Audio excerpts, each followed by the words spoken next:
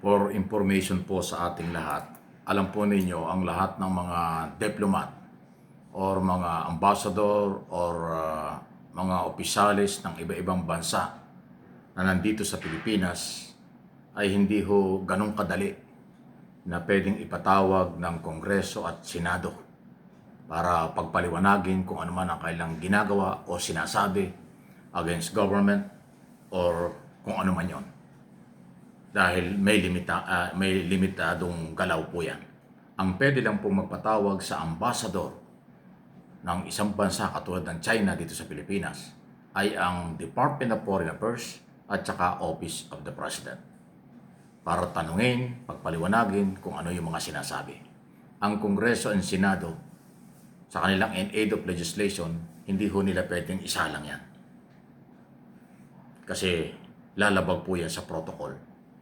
Kaya ako binabanggit ito dahil alam naman natin na hindi maipatawag ng Senado ang mga opisyalis ng Chinese Embassy na nang-iinsulto sa mga Pilipino. Kaya sila ay nag-aproba ng resolution na kumukundina. Yun lang ho ang pwedeng magawa ng Senado. Pagkundina sa mga Chinese official na nandito sa Pilipinas sa kanilang pang-iinsulto sa mga Pilipino at pakikialam sa demokrasya ng Pilipinas sa malayang paghahayag tungkol sa issue ng West Philippine Sea. Kaya resolution para kundinahin ito. Okay? Kahit pa anong komite ng Senado at Kongreso, hindi nila pwedeng pilitin na humarap ang mga dayuhang opisyal dito sa ating bansa. Hindi lang po Chinese Embassy. Lahat ng embahada, lahat ng mga bansa na mayroong embahada sa Pilipinas, hindi yan pwedeng ipatawag ng mga legislator. Department of Foreign Affairs Secretary at Office of the President lang. Kaya dapat ang gawin ng Department of Foreign Affairs, ipatawag yung opisyalis ng Chinese Embassy na nagsalita at pang-iinsulto sa mga senador at sa mga Pilipino kaugnay po ng pagsalita sa karapatan tungkol sa West Philippine Sea. Ang problema, hindi ho ginagawa ng Department of Foreign Affairs. Hindi ko alam kung anong ginagawa nila. Masyadong mabagal yung DFA. Kahit sino maupo dyan, pasintabi na, kahit sino upo dyan sa Department of Foreign Affairs, talagang sobrang bagal. Ang trabaho ng Department of Foreign Affairs sa issue ng West Philippine Sea ay lagi na lang magkaroon ng diplomatic protest sa embassy. Puro ganun lang. Yung pagpapatawagan ng mga Chinese embassy, Chinese official na umaabuso, hirap na hirap nilang gawin. Hindi ko maintindihan yan. Kahit tayo nasa sa ating sariling bansa, na meron tayong sariling batas, nilalabag nito mga dayuhan, hindi pa rin makagalaw yung mga opisyal. Hindi ko alam kung anong kanilang kinatatakutan. O talagang tamad lang sila. Hindi ko na alam kung anong paano ko sila i-describe. Kaya tuloy ang mga senador at congressman ang nanggagalaiti. Ang isa pang masamang nangyari doon sa resolution para kundinahin itong Chinese official ay 15 lang ho yung senador na sumama. 24 silang senador ngayon. Yung siyam, hindi ho sumama. Mga identify na mga pro-Duterte. Sabi ng iba pro-Chinese, pro-China senador. Wow! Yun yung minority na pinamunuan po ni Cayetano, na Marcos, Marcoleta, Bato, De La Rosa, Padilla, Go, at kung sino-sino pa dyan. Okay?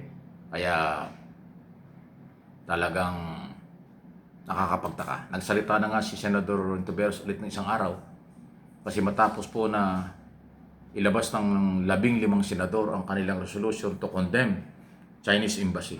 Binastos na naman sila. Nilait na naman sila. Parang walang respeto sa Senado at sa Philippine Senate itong Chinese official.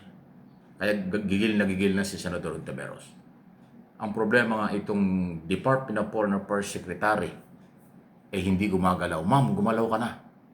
Binabastos na ang Philippine Senate, ang mga senador, hindi pa kayo gumagalaw. Super bagal po kayo. Pasintabi na. Sa sekretary, yung babae po sekretary dyan, Teresita Lazaro yata yun. Sobrang bagal talaga yan. Anyway, so kayo naman mga taga-Chinese Embassy, rumespeto naman kayo. Sabi nga ni Senator Tulfo, wala kayong respeto, lumayas kayo. Umalis kayo sa bansa kung wala kayong respeto sa Philippine government at Philippine authority. Yan ang sinabi ni Senator Erwin Tulfo. Lumayas kayo. Pero nanatili kayo nandito, Pero grabe yung ginagawa at sinasabi laban sa mga government official ng Pilipinas. Yan po ay walang-wala na sa lugar. Abusado na kayo. Okay? Ano po inyong masasabi diyan? Suportahan po natin ng mamamayang Pilipino, Luzon, Visayas, Mindanao ang paninindigan ng Philippine government sa West Philippine Sea. Walang pwedeng umagaw nito at yung karapatan ng Pilipino magsalita na ilaban ito ay hindi pwedeng pagbawalan ng China. Kasi sa Pilipinas may demokrasya, malaya tayong magsalita. Sa China walang ganun. Huwag tayong igaya sa kanilang kultura dahil ang kanilang bansa ay kakaiba kaysa Philippine government. Yan po ang totoo. For your information. Samantala, tuloy tayo sa iba natin mga balita, yung fake, mga fake news at fake medical report ay magkakaroon na ho ng closure yan. Dahil gumalaw na yung NBI. Dapat lang ho panagutin yung mga pasaway. Okay? At kailangan ay ewan ko ba, meron ho talaga ang negosyo ganun, mag-fake news. Kaya ulitin ko yung sinabi ko noong nakaraan. Maging maingat po kayo sa inyong susubaybayang mga channel sa panahon ito. Marami po dyan for views only, for subscriber only.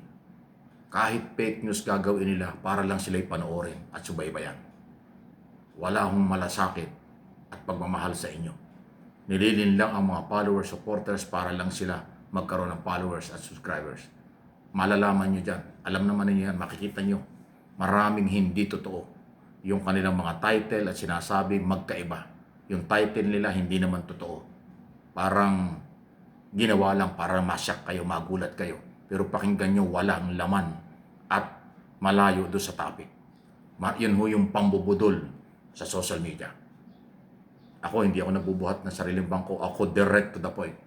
Real talk lang lagi. For information at for education ang ginagawa natin. Kung ano yung topic ko, kung ano yung title ko, yan ang laman ng aking topic. Hindi tayo katulad ng iba, puro topic lang ang magaganda, pero walang laman. Kahit na hindi pa na-aresto, sinasabi, huli na. Kahit hindi nangyayari, sabi nangyari na. Marami hong gumagawa ng ganun para makuha ang inyong atensyon. Kaya kayo naman naniniwala, napipake kayo. Marami hong budol, marami nang bubudol, marami nagsisinungaling, marami hong gumagawa ng ganyan. For views, for subscriber and followers only. Kasi nga naman pag nakuha kayo, nayari na kayo. So, maging maingat. Yun totoo. Nagmamahal, nagsasakripisyo, may paninindigan, yan po yung inyong suportahan. Dito sa napakalakas na galawan sa social media. Number 1 na po ang social media sa mabilis na communication na nagagamit ng lahat ng lahi sa buong mundo. Not only Pilipino. Yan po ang totoo. Please like and share ng ating mga topic.